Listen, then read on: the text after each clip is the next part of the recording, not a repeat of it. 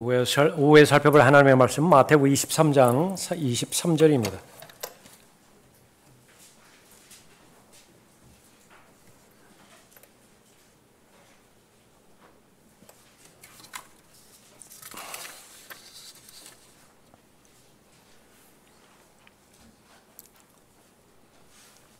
(23절부터) (33절까지) 받들겠습니다.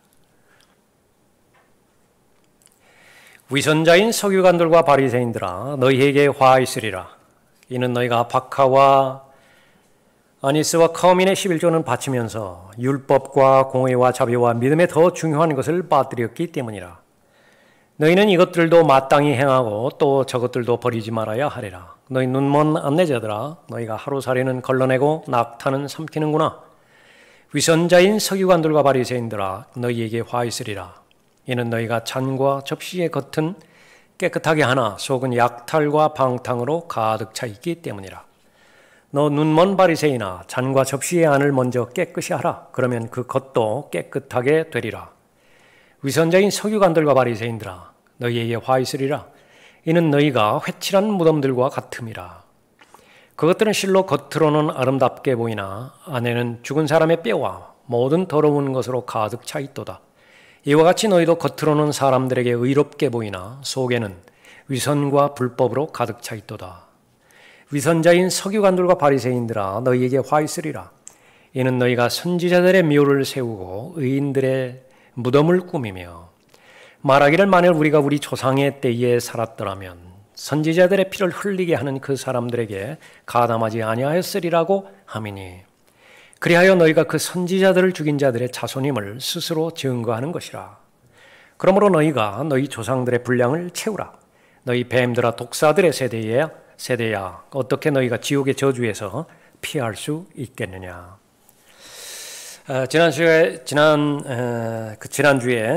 그렇게 종교 위선자들의 특징이라고 하는 제목으로 우리 계속 지금 살펴보고 있는데요. 절반만 그렇게 살펴봤었습니다. 하나님께서 이 선지자들을 보내주신 까닭이 있습니다. 하나님께서 종교 지도자를 보내주신 까닭이 있지요. 그게 물론 참된 지도자인 경우에요. 하나님께로 인도하기 위함입니다. 본래 사람은 하나님의 형상으로 창조가 되었는데 첫 번째 사람의 범죄로 인해서 하나님과의 교제가 단절이 되었습니다. 하나님의 본성을 잃어버렸어요. 하나님의 본성이 있어야 하나님과 같은 마음, 또 하나님과 같은 관점에서 하나님과 동행도 가능하고 하나님께서 맡겨주신 이 일도 하나님의 뜻에 동의하는 마음 가운데서 행할 수 있는 것인데 순간적으로 다 잃어버렸습니다. 그 결과 하나님과 원수가 되었지요. 하나님을 대적하게 되었고 또 하나님과 분리된 채에 고립된 상태에서 살아가게 되었습니다. 하나님의 목표는 회복이었습니다. 타락한 인간을 어떻게 하면 회복시킬 것이냐. 하나님의 여러 경륜 가운데서 사람이 주체가 되어서 그 죄 문제를 해결해 보려고 하고요. 심지어는 하나님께서 보내주신 율법을 순종함으로 인해서 또 하나님의 뜻에 다가올 수 있도록 그렇게 해 주셨지만은 인간은 어떤 경륜이든지 간에 실패로 끝납니다. 그래서 마지막으로 두 번째 아담을 보내주신 것이죠. 그러니까 예수 그리스도를 이 땅에 보내주셔서 사람들에게는 아무것도 요구하지 않습니다. 어떠한 행위도 요구하지 않아요. 하나부터 열까지 모두가 다 예수 그리스도께서 주체가 되셔서 죄 문제를 해결해 주시고 회복의 문제를 해결해 주시는 것입니다. 마침내 다 이루었다 그렇게 말씀하셨죠. 다 이루었다 말씀하시기 전에는 하나님으로부터 완전하게 완벽하게 버림받으셔야만 되었습니다. 아버지 하나님께서 아들 하나님을 완전히 버려야만 됐던 것이지요. 마치 그 마귀에게 퍼부으셔야 되는 심판과 저주를 아들에게 퍼부으신 것이에요. 그 결과 회복의 그 길이 마련이 되었습니다. 그 과정 가운데서 보내신 하나님의 사람들이 참된 선지자였고 참된 지도자였습니다. 사도들이었죠. 그러나 하나님의 원수인 마귀는 계속해서 이 하나님의 인간을 향한 하나님의 계획을 방해하고자 자신도 최선을 다했던 것을 기록된 말씀을 통해서 알 수 있습니다. 사탄도 자신의 사람들을 가지고 있고요. 자신의 사도들이 있어요. 자신의 선지자들이 있습니다. 자신의 신학이 있어요. 마귀 신학이 있습니다. 자신의 교회도 있고요. 자신의 사람들도 있습니다. 또 하나님께서는 하나님의 영적 질서가 있죠. 마귀도 가지고 있습니다. 마귀도 하나님의 그 나라를 파괴시키고 하나님의 자녀들이 하나님의 나라에 들어오지도 못하게 방해하고 또 하나님의 나라의 일꾼으로 성장하지 못하도록 방해하기 위한 모든 체제들을 다 가지고 있죠. 그렇게 해서 계속 방해하고 있습니다. 참된 영적 지도자가 해야 되는 일은 하나님께로 인도하는 일입니다. 죄인을 하나님께로 인도하는 일이에요. 마귀가 하는 일은 그러니까 절대로 그렇게 돼서는 안 되는 것이죠. 어디로 인도합니까? 지옥으로 인도한다고요. 그런데 그 정확한 표현이 바로 이 긴 마태복음 23장에서 계속되고 있습니다. 그러나 위선자인 서기관들과 바리새인들아 너희에게 화가 있으리라. 이는 너희가 사람들에게 천국을 닫아버려서 너희 자신도 들어가지 않고 들어가려고 하는 사람들도 들어가지 못하게 하기 때문이라. 저주받은 이유가 바로 그 이 부분이에요. 하나님께서 왜 이 위선자들을 저주하는 거냐. 이 너희에게 화가 있으리라 이 말은요. 마태복음 25장 41절에서 너희 저주받은 자들아 이 말과 똑같은 말입니다. 기회가 없어요. 그냥 심판만이 있을 뿐입니다. 하나님께서 죄인들을 하늘나라로 인도하기 위해서 예수 그리스도의 희생을 그렇게 치르셨는데 이 사람들은 자신도 들어가지 못할 뿐만 아니라 다른 사람들까지도 들어가고자 하는 사람들이라고요. 들어가고자 하는 사람에게 다가가서 천국에 들어가지 못하도록 방해하는 것이죠. 하나님 입장에서 보면 아주 참을 수가 없습니다. 수고하고 무거운 짐진 자들아 다 내게로 오라. 이제 다가올 준비가 돼 있다고요. 근데 그 앞에 다가서서 방해해버리는 거죠. 위선자인 서기관들과 바리새인들아 너희에게 화 있으리라. 이는 너희가 한 사람의 개종자를 얻으려고 바다와 육지를 두루 다니다가 얻고 나면 그를 너희보다 2배나 더 악한 지옥의 자식으로 만들기 때문이라. 유대인들이 사는 지역이 있죠. 유대인의 지역이 있습니다. 약속의 땅이라고요.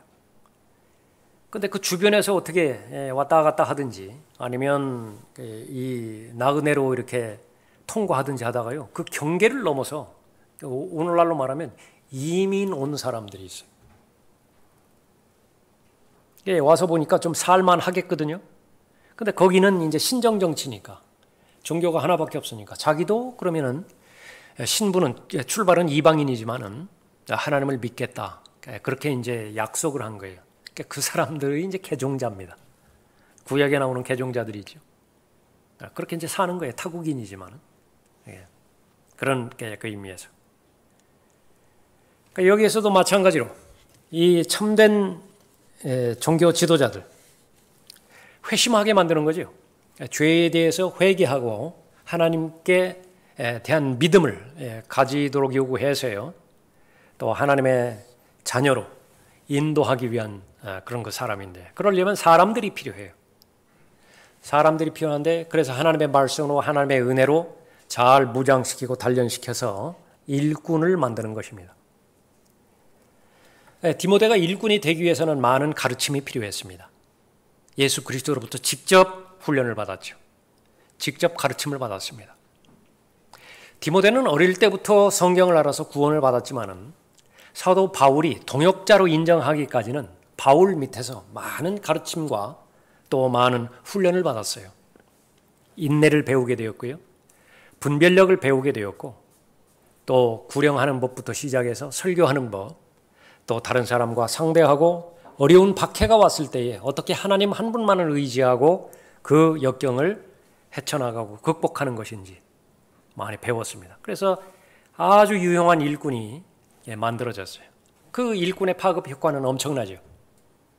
바울은 바울대로 디모데는 디모데대로 가는 곳마다 복음이 전파되죠. 구원받는 사람이 늘어나고 또 그 모임을 통해서 지역교회가 세워졌습니다. 하나님의 일입니다.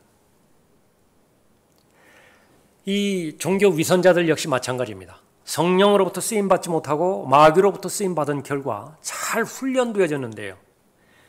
그러지 않아도 그냥 놔두기만 하면 잃어버린 죄인은 지옥으로 흘러가게 되어 있는데 지옥으로 흘러가는 그 수를 감당할 수 없을 정도로 더 많이 부풀릴 수 있는 영향력을 가진 자들이 이제 생겨나기 시작한 것입니다. 세뇌를 통해서 가능해요. 세뇌를 통해서. 그것이 바로 2배나 더 악한 지옥의 자식으로 만드는 것입니다. 그러니까 본인도 천국에 들어가지 못하고 구원받지 못하고 들어가려고 하는 사람들조차도 들어가지 못하도록 막는 것, 그것만으로도 하나님의 진노의 대상인데 이 속도를 가중시켜버리는 것입니다. 이 영향력을 확산시켜버리는 것입니다. 하나님의 분노가 얼마나 극에 달하겠어요.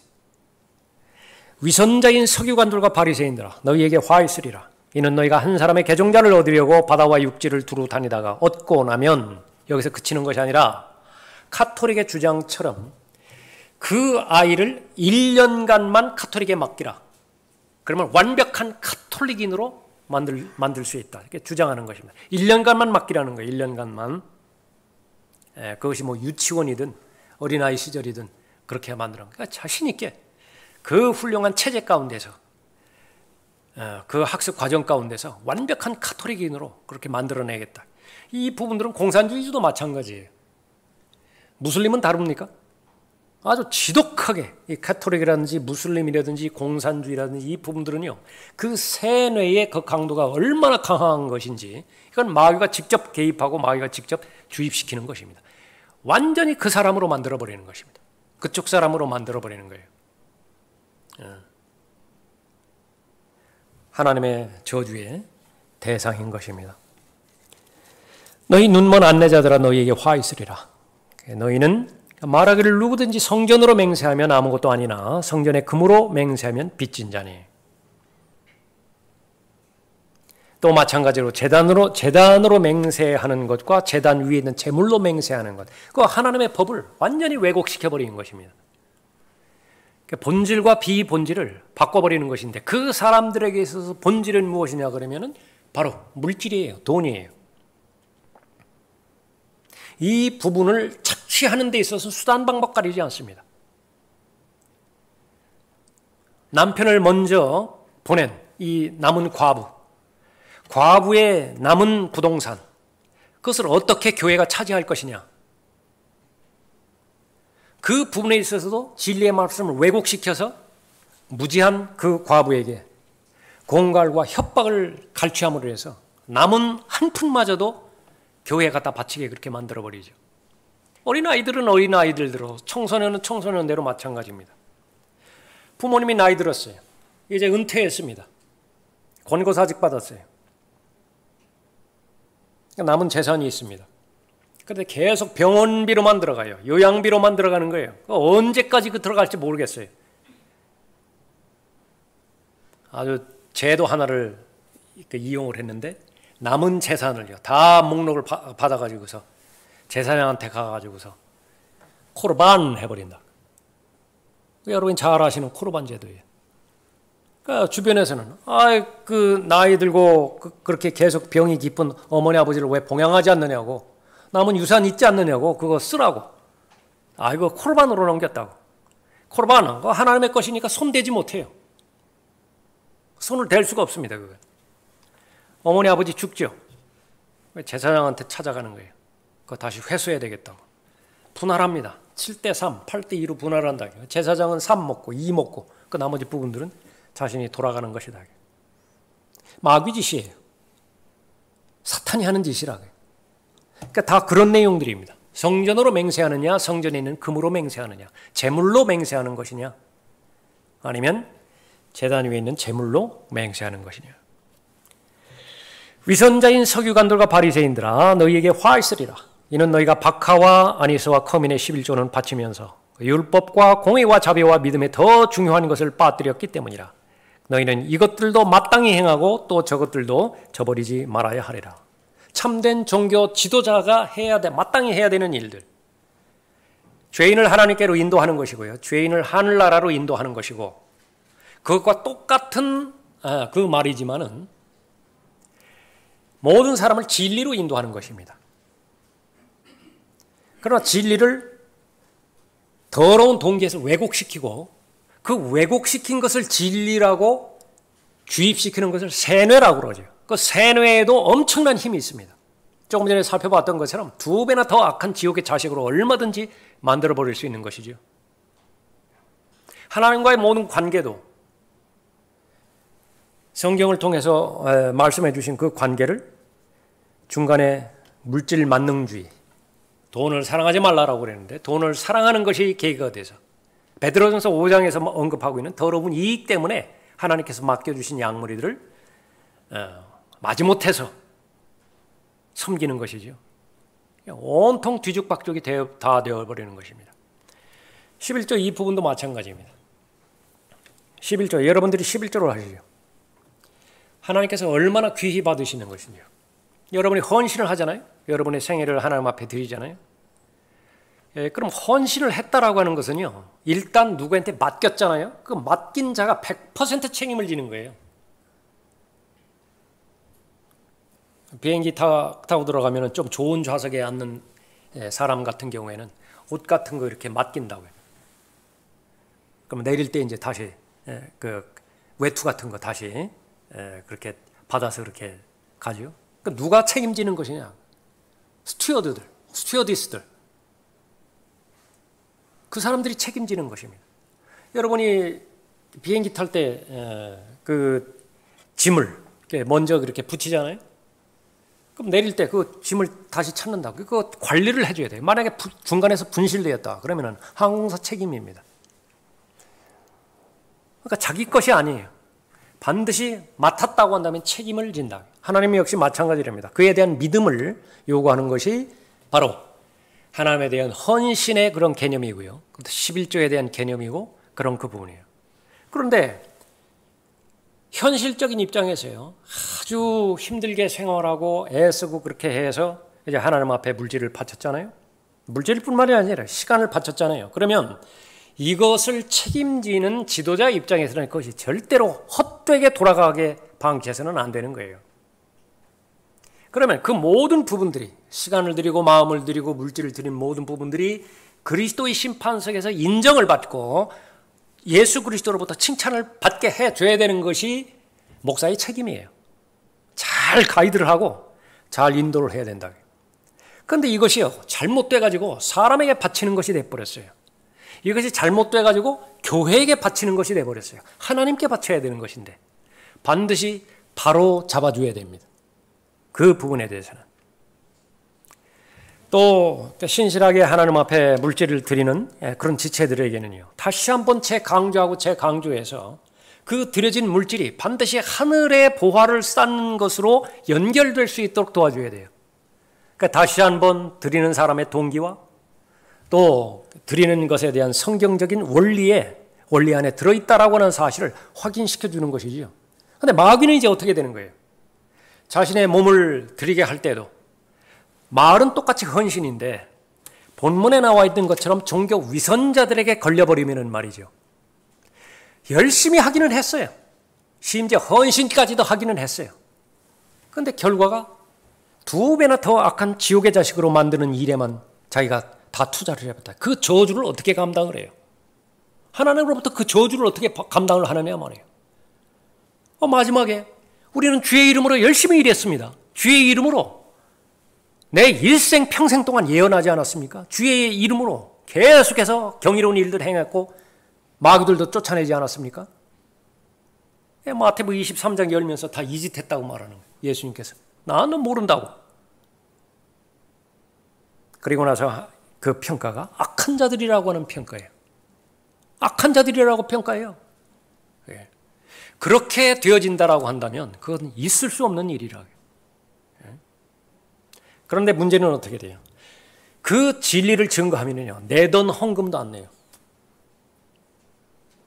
기존 교회 현실이 그래요. 잘 내고 있는데, 성도들이 헌금을 잘 하고 있는데, 막 거기에 대해서 부담스러운 죄에 대한 설교하고, 심판에 대한 설교를 하고, 또 백보자에 대한 심판을 하고, 의와 불의에 대해서 하고, 거룩한 삶에 대해서 계속 집중해야 되고, 이 세상에 대해서는 어떤 미련도 가져서는 안 되는 것이고, 그런 것을 막 한다고요.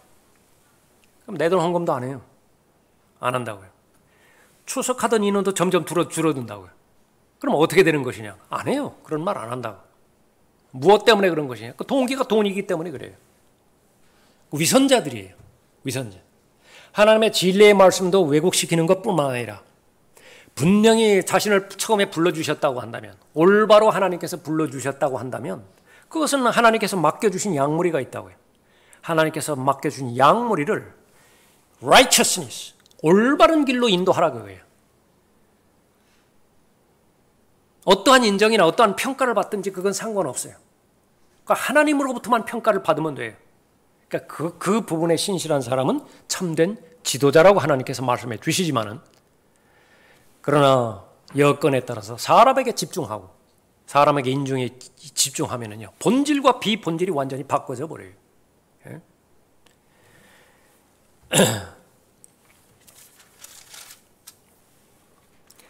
너희 눈먼 안내자들아, 너희가 하루살이는 걸러내고 닥타는 삼키는구나. 다 같은 말씀이죠.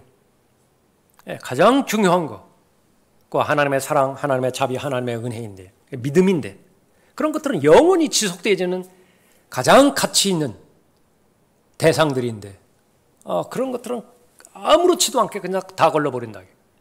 그리고 나서 없어도 그만, 있어도 그만 하는 것들, 하나님 보시기에는 전혀 본질적인 문제가 아닌 것들, 이것 가지고 침에 입에 거품을 물고 서로 원수가 되고 상대방이 마귀라느니 어떠느니 그렇게 하고 싸움판이 벌어지게 만드는 것입니다. 다 낙타는 다 삼켜버리고 하루살이는 다 걸러내버리는 거죠. 위선자인 서기관들과 바리새인들아, 너희에게 화 있으리라. 이는 너희가 잔과 접시의 겉은 깨끗하게 하나 속은 약탈과 방탕으로 가득 차 있기 때문이라 말씀하고 있죠. 이 사람들의 전체적인 맥락을 봤을 때에 위선자들의 특징, 경건의 모양은 있으나 경건의 능력은 부인하는 자들이라 우리가 살펴봤습니다. 경건의 모양은 있지만은 경건의 능력은 부인하는 자들이라. 그러나 참된 영적 지도자, 죄인을 하나님께로 인도하는 사람이고 또 진리로 인도하는 사람이고요.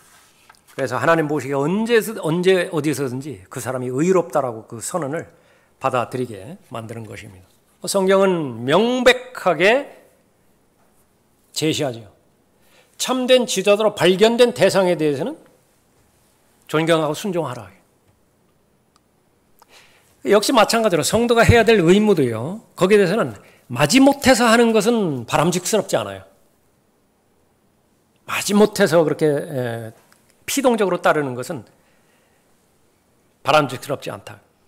너희를 다스리는 자들에게 순종하며 복종하라. 그들은 너희 혼들을 위해 깨어있기를 자기들이 마땅히 설명해야 할 것처럼 하느니라. 이건 이제 여러분들이 하셔야 될 일이라. 여러분들이 잘 관찰을 해야 돼요. 설교자가 무서운 것은요, 제일 무서운 것은 무엇이냐 그러면 설교한 내용대로 살지 못하는 거예요. 그러니까 완벽한 설교자가 어디 있겠어요? 하나님께서 설교자로 천사를 내려보내지 않은 이상 완벽한 설교자는 없죠. 그런데 신실하기는 해야 된다 그 말이에요. 신실하다라고 하는 것은 목표가 제시되었는데 그 목표에 다다르지를 못해요. 근데 최선을 다해서 그 목표로 다다르려고 애쓰는 거예요. 그 상태가 신실한 거입니다. 자기 역량이 있을 거 아니겠어요? 자기 한계가 있을 거 아니겠어요? 그 최선을 다하는 거예요. 최선을 다해서 하는 것인데 우리 모두가 다 증인들이에요. 여러분은 저의 증인이고 저는 여러분들의 증인이라. 그러니까 동역을 이루는 것입니다. 그런데 계속해서 하나님 앞에 하나님의 말씀으로 인해서 또 하나님의 은혜로 무장해 나가지 않는다라고 한다면 계속 정체될 수밖에 없습니다. 그러니까 하나님의 말씀이니까 하나님께서 전파하라는 것을 전파하죠. 거기에는 나도 반드시 포함이 되어집니다. 설교자가 마땅히 해야 되는 것은 말씀을 전파하는 거예요. 그래서 뭐 성도들만의 그 전유물이 아니라. 그러니까 마찬가지로 그 모든 부분들을 다 같이 감당해 나가야 되는데 자신의 믿음의 분량에서 살펴볼 때 그것이 미진해요. 그러면 그 다음 설교는 어려워져요. 그러면 또 기도해야 되겠죠. 다시 회복하고 그렇게 해야 되겠죠. 그러니까 그렇게 해서 같이 추구해 나가는 것입니다. 같이 보조를 맞춰서 나가는 것이에요. 그렇게 확인이 되어졌다라고 한다면 가장 크게 그 설교자와 그 인도자를 돕는 것은 무엇이냐? 마음을 같이 해주는 것입니다. 너희를 다스리는 자들에게 순종하며 복종하라. 그들은 너희 혼도를 위해 깨어있기를 자기들이 마땅히 설명해야 할 것처럼 하느니라. 그들로 기쁨으로 하게 하고 슬픔으로 하지 않게 하라. 이 말은 뭐예요? 뒤집으면 얼마든지 하기는 하는데 슬픔으로 하기도 한다 그 말이죠. 그러나 그렇게는 하지 말라. 이왕에 할 것 같으면 그들로 기쁨으로 하게 하고 슬픔으로 하지 않게 하라. 얼마만큼 목사하고 친하냐, 이것은 목표가 돼서는 안 돼요. 결과예요, 결과. 무엇에 대한 결과냐 그러면 여러분 각자가 예수 그리스도와 가까우면 돼요.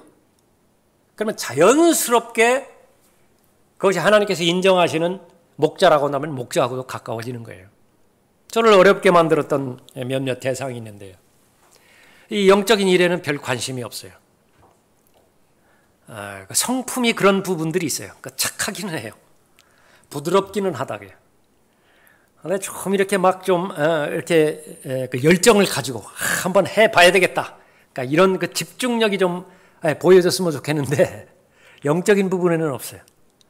근데 계속 점심 사겠다고 연락을 오고요. 코로나 이전입니다. 어디 그 좋은 데 있으면 또 같이 이렇게 가지고 싶다. 저는 목사 입장에서 같이 그런 계기를 통해서 또 인도 되어질 수 있으니까 최대한 시간을 그렇게 내서 그렇게 하죠.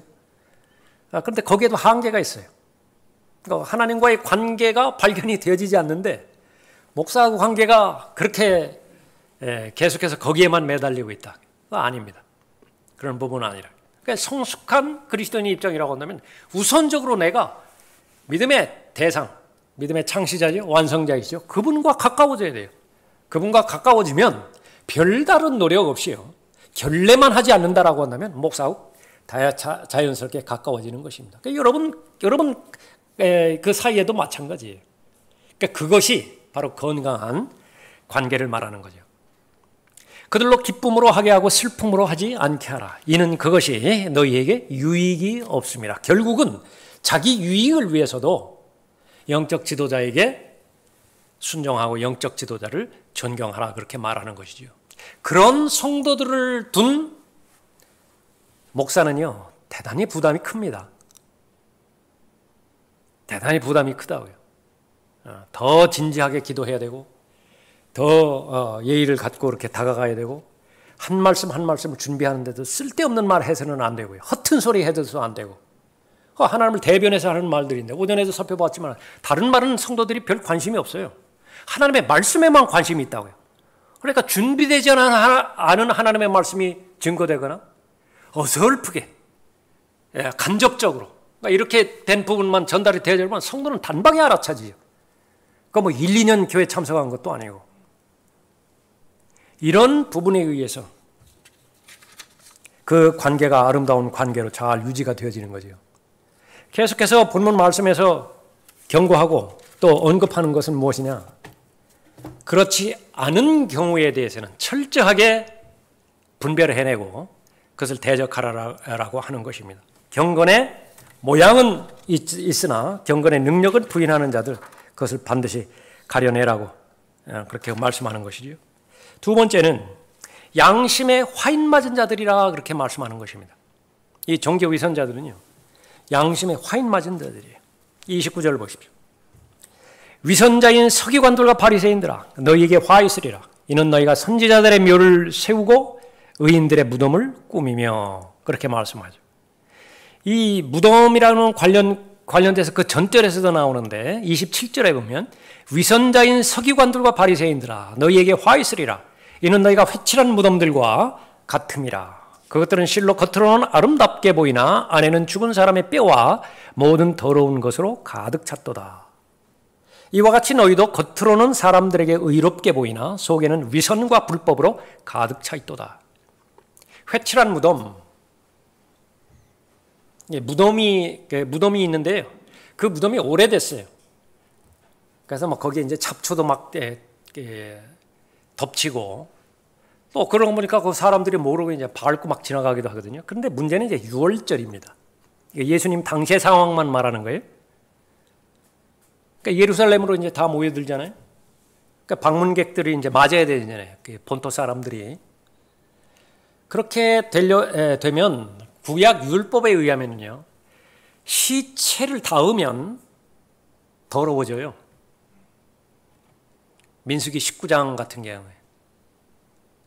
시체를 닿으면 오염이 돼버립니다. 더럽혀져요. 그러면 6월절에 참여 못해요. 자격이 없어진다고 말해요. 그러니까 그 전에 그 무덤을 찾아내서 거기에 그 무덤을 이렇게 단장하고 있는 돌들이 있을 거 아니겠어요? 그거 이제 칠하는 거예요. 이렇게 사람들 알아보게. 그러면 그것이 두 가지 이제 목표가 있죠. 거기는 무덤이니까 거기 닿지 말라고 하는 그 부분도 있고 또 하나는 겉에 그것만 봤을 때는 본문에 있는 것처럼 깨끗하다고요. 아름다워 보이기도 합니다. 그런데 실체는 무엇이냐면 그 안에 뼈가 썩어가고 있어요. 살이 썩고 있다고요. 물이 흥건하다고요. 그 악취나는 그 모든 부분들이.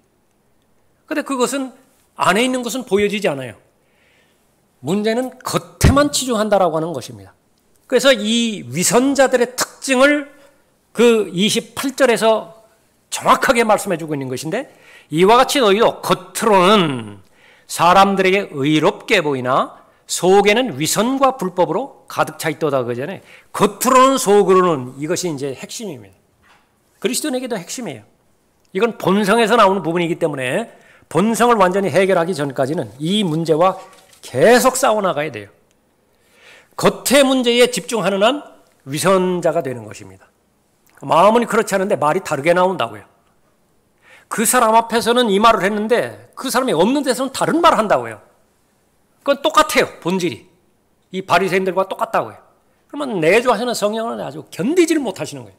그런 상태에서는.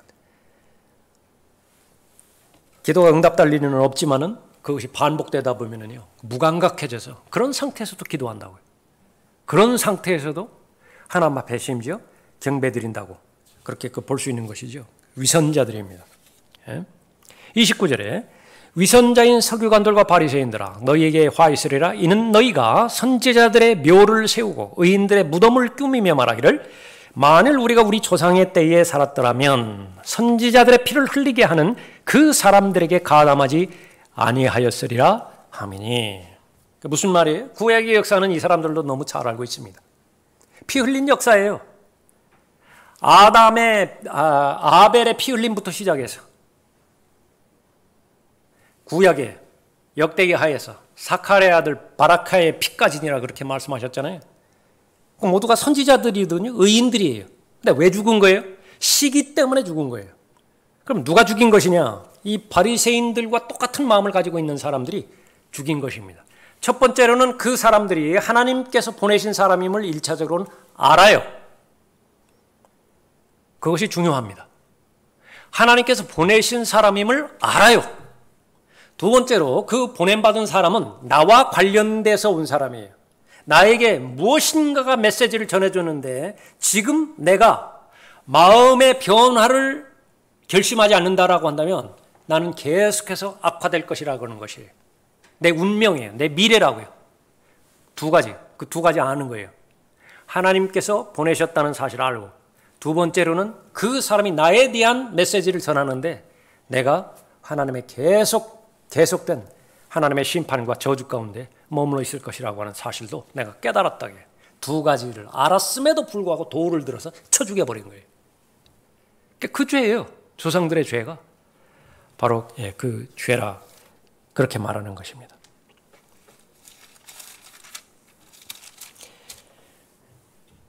조금 전에 이 바리새인들을 만났던 예수님께서 이 비유를 통해서 그 말씀해 주셨는데요. 그 포도원에 대한 비유입니다. 집주원에 대한 비유예요. 마태복음 21장 33절에서 또 다른 비유를 들으라. 또 어떤 집주인이 있었는데 그가 포도원을 만들어서 그 주위에 울타리를 두르고 거기에 집자는 틀을 파고 망대를 세워 그것을 농부들에게 새로 주고 먼 나라로 떠났느니라. 모르는 거 없어요. 농부들 자기가 소유주가 아니라는 거 알아요.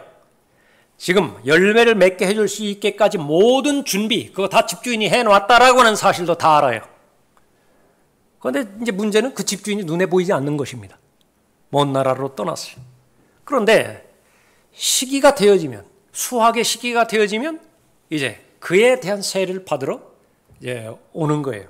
집주인이 직접 오지 않고 주인의 사람들을 보낼 것입니다.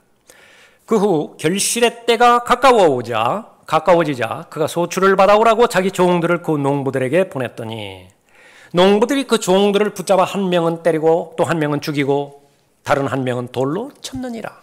이것이 이스라엘의 역사의 계속 시작이에요. 다시 그가 다른 종들을 처음보다 더 많이 보냈더니 그들이 그 종들에게도 그와 같이 행하였느니라. 어디까지 왔느냐 그러면 이제 주인이 마지막 결단의 때까지 왔습니다. 종들을 보내서 그렇다고 한다면 이제는 내 친아들을 보내면 달라질 것이다. 그래서 마침내 그가 자기 아들을 그들에게 보내며 말하기를 그들이 내 아들은 존중하리라고 하였느니라. 그러나 그 농부들이 그 아들을 보고 상의하기를 이 사람은 상속자니 그를 죽이자. 그러니까 모르는 거 아니에요. 알아요. 그 사람이 상속자예요. 모르는 사람 없다고 말해요. 그런데 어떻게 해야 되는 것이냐? 죽이자.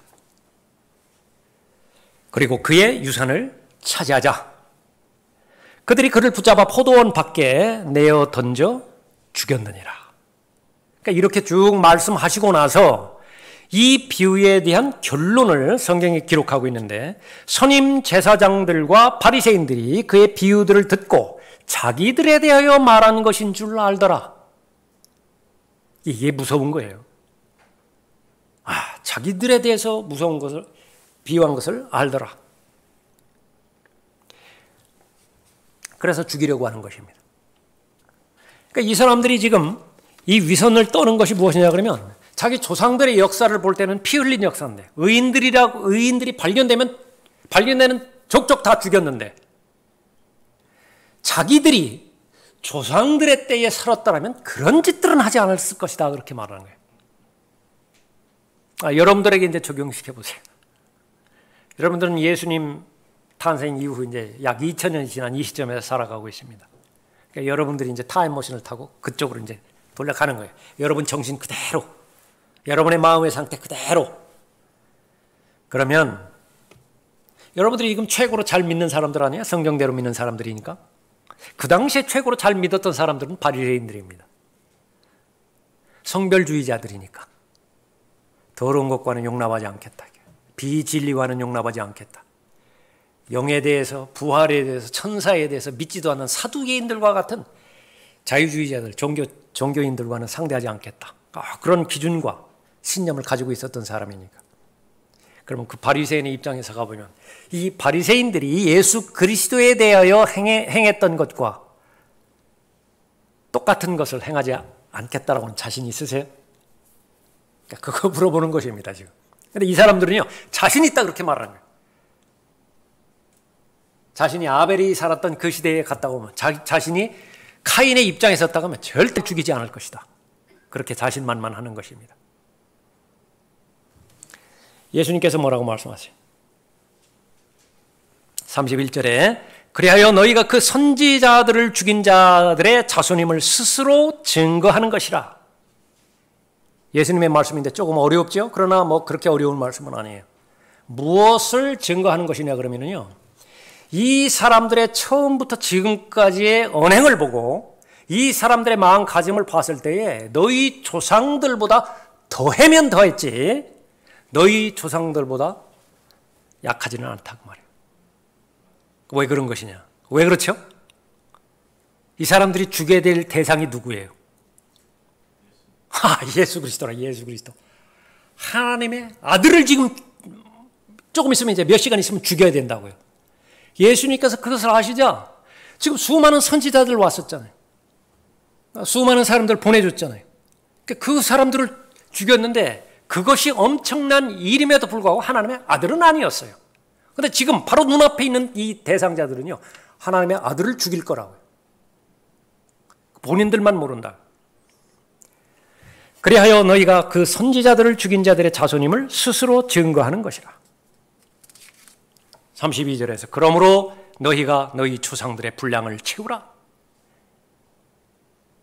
채우라라고 하는 것은 성경에서 채우라 그렇게 말했을 때는 다 부정적인 요소입니다. 아모리인의 죄악이 차기까지 그렇게 말했을 때 그 부분이라. 그러니까 잔에 계속해서 한 방울 한 방울 넣어줬는데요. 위 표면이 이제 볼록하게 이렇게 되겠죠. 마지막 한 방울 떨어뜨리면 이제 넘치는 거예요. 차기까지, 차기까지. 죄악이 차기까지 이렇게 말하는 것이다. 이것을 또 후천년주의자들이 마태복음 13장에서의 부정적인 비유를 다 긍정적으로 받아들였죠. 누룩을 복음이라고 그렇게 말하고, 겨자씨 역시 마찬가지로 긍정적으로 다 받아들인 자들이요, 이방인의 수가 채워지기까지 해석을 내버렸다. 구원받은 이방인들이 계속 채워져야 된다. 절대로 그거 아니에요. 그러니까 이방인의 죄악이 차기까지 차면은 이제 어떻게 되는 것이냐? 그러면 이제 넘치는 것입니다. 하나님의 심판이 이제 행해지게 되는 거예요. 여기도 마찬가지입니다. 그러므로 너희가 너희 조상의 분량을 채우라, 채우라. 이게 촉구하는 거예요. 너희들이 지금 계획하고 있는 거 있지 않느냐? 지금 나는 여기에서 이제 마지막 설교 끝나는 거예요. 예수님께서는 마태복음 23장, 24장에서 이제 다 끝내요. 마지막 설교 다 끝내버리고 속히 행하라. 네가 계획하고 있는 거 속히 행하라. 유다 이스카리오에게 예수님께서 말씀하셨죠. 행하라. 이 사람들에게도 마찬가지입니다. 너희들은 이제 변화받을 가능성이 없으니까 남은 것을 뭐냐면 행하고 하나님의 심판을 받는 것, 그것밖에 남은 것이 없다. 행하라. 속히 행하라. 너희 분량을 채우라. 그리고 나서 마지막 결론으로 말씀드린 것이 너희 뱀들아, 독사들의 세대야. 독사들의 세대. 창조주 하나님께서 짐승, 동물들을 창조하셨을 때 각각의 다 특성들이 있죠. 양의 특성이 있다고요. 사자의 특성이 있습니다. 독수리의 특성이 있어요. 성경에서 그 특성들을 잘 설명해서 사람과 연결시켜서 비유해서 말씀하시죠. 뱀의 특성이 있어요. 뱀의 특성이 있다고요. 제일 먼저 성경에서 나오는 건 옛 뱀이죠. 아주 교활하다고요. 변장의 귀재이고요. 미혹, 속임수, 음침하고요. 정의한 거예요. 정의한 거. 아무리 못생겨도 그 새끼 때에는 다 귀엽고 정이 가는데 뱀만큼은, 파충류만큼은 다르다. 혹 다른 분들 계시지만은요, 일반적으로 볼 때 그렇다고 말해요. 일반적으로. 특히 여자분들 입장에서 뱀이가 아주 안 옳시다라고. 예수님께서는 그 특성을 잘 언급하신 것입니다. 계속해서 숨어 있고요. 그 다음에 아주 끔찍하다고요. 살모사. 자기를 낳은 어미를 물어 죽이게 돼 있다. 그러니까 무슨 양심이 없어요. 거기에는. 양심이 없다. 너희 뱀들아 독사들의 세대야. 어떻게 너희가 지옥의 저주에서 피할 수 있겠느냐. 그 말씀하고 있는 것이죠. 이 말씀은 이제 정확하게 실현이 되어지는 것입니다. 자, 무서운 예수님의 말씀을 오늘 본문 말씀을 통해서 그렇게 잘 살펴봤었죠. 자기들이 죽인 선지자들인데요. 그 선지자들의 묘를 세우고 의인들의 무덤을 꾸미는 아주 대표적인 사람들입니다. 가톨릭에서 이 성자 패트릭이라고 그렇게 축혀 세우는 존재가 있어요. 성자 패트릭이다. 근데 패트릭이라는 사람의 실제는 무엇이냐 그러면 아일랜드 숲속에서 큰 드럼을 치고 사람들을 모읍니다. 수마일 떨어진 곳에서 북소리를 듣고요. 그 원주민들이 모여들어요. 그러면 그 드럼 위에 올라타서 큰 소리로 하나님의 저주에 대해서, 불타는 지옥불에 대해서, 땅이 흔들릴 때까지 힘껏 설교했다라고 그렇게 기록하고 있습니다. 이 말을 듣는 모든 사람은 예수 그리스도 영접하라고 호소했던 것이죠. 그런데 그 행위가 로마 가톨릭 교황들의 눈엔 밖에 난 거예요.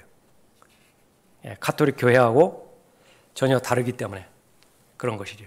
이유는 성경의 첫 페이지부터 마지막 페이지까지 하나님의 말씀으로 믿었기 때문인데 그것이 가장 큰 이유입니다. 외경은 절대로 받아들이지 않았어요.